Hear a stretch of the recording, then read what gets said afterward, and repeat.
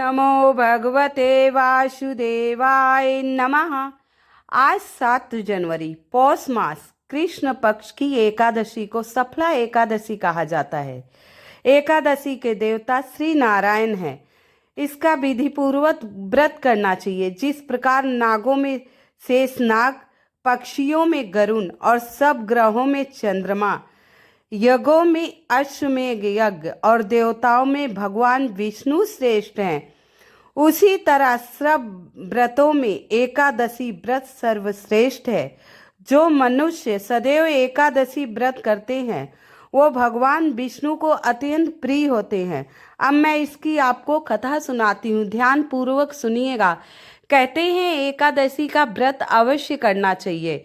अगर आप व्रत ना कर पाएं तो एकादशी की व्रत कथा का स्मरण श्रवण अवश्य कीजिएगा। आइए मैं आपको एकादशी व्रत कथा के बारे में सुनाती हूँ। कहते हैं भगवान यज्ञ और जो ब्राह्मणों को दक्षिणा दिया जाता है, पूजा पाठ, उससे इतना प्रसन्न नहीं होते जो एकादशी का व्रत करके कथा सुनता है। एकाग्रचित होकर कथा सुने, उससे भी अत्यंत प्रसन्न होते। तो आप लोग भी ध्यान लगाकर कथे को सुनिए। चंपावती नगरी में एक महिष्मान नाम का राजा राज करता था। उसके 4 पुत्र थे। उन सब में लुम्पक नाम वाला बड़ा राजपूत महापापी था। बड़ा पुत्र उसका महापापी था। वह पापी सदा पर स्त्री और वेश्यागमन का तथा दूसरे सब बुरे कर्म वो करता था और अपने पिता के सारा धन नष्ट कर दिया करता।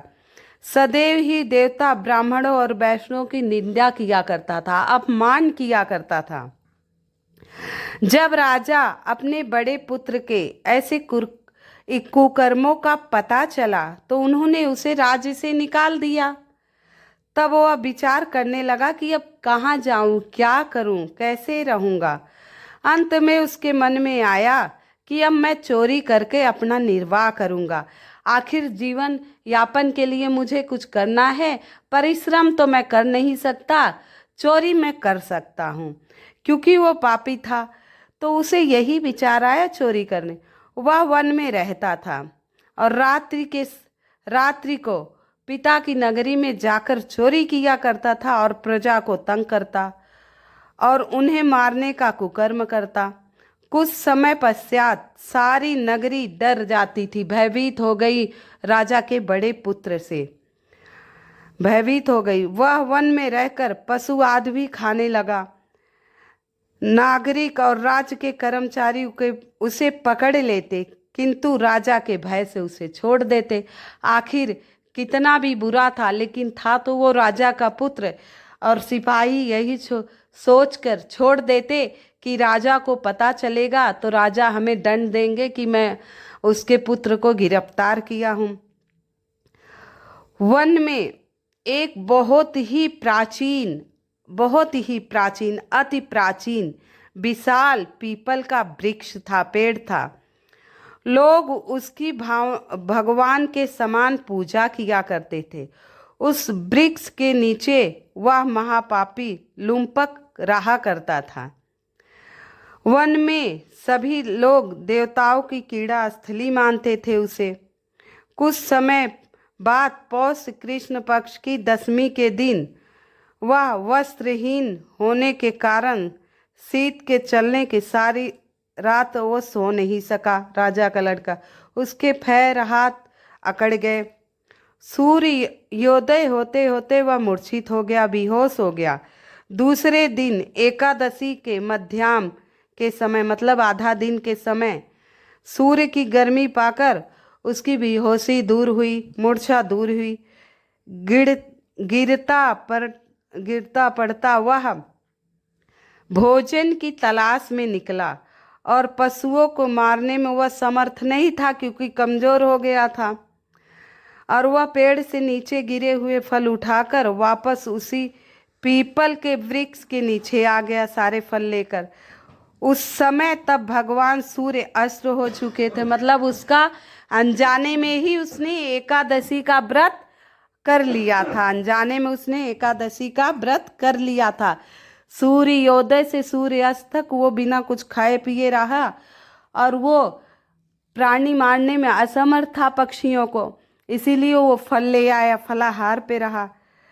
वृक्ष के नीचे फल रख कर कहने लगा, हे भगवान, अब आप ही अर्पण ले इस फल को और आप ही तृप्त हो जाइए। उस रात्रि को वह दुखी के कारण उसे नींद नहीं आई, दुख के कारण, भूख के कारण उसे नींद नहीं आई, क्योंकि वो फल खाने का आदी नहीं था। आधा फल खाया फिर रख ही दिया, बोला अब मैं कुछ नहीं खाऊंगा।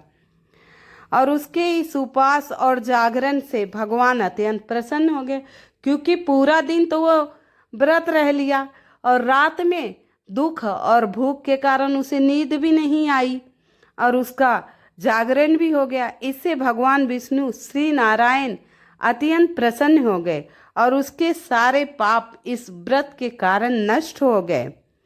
दूसरे दिन सुबह एक अति सुंदर घोड़ा अनेक सुंदर वस्तुओं से सजा हुआ उसके पास आकर खड़ा हो गया। उसी समय आकाशवाणी हुई, हे राजपुत्र, श्री नारायण की कृपा से तेरे पाप नष्ट हो गए। अब तू अपने पिता के पास जाकर राज्य प्राप्त कर। ऐसी वाणी सुनकर वह बहुत खुश हुआ और दिव्य वस्त्र, सुंदर वस्त्र धारण करके भगवान की जय हो कहता हुआ अपने पिता के पास गया।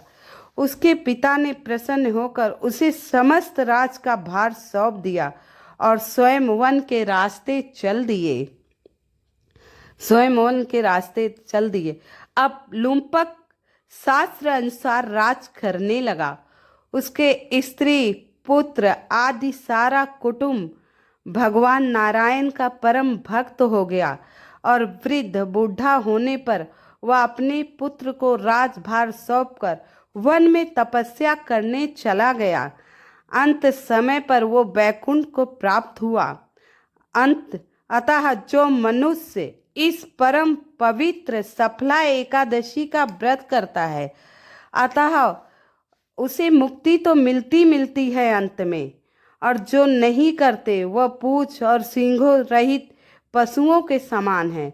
इस सफला एकादशी के महात्म को पढ़ने से अथवा सुनने से मनुष्य को अश्वमेध यज्ञ का फल प्राप्त होता है। तो आप लोग अगर एकादशी का व्रत नहीं कर पाए तो कृपया कथा को अवश्य सुनिएगा।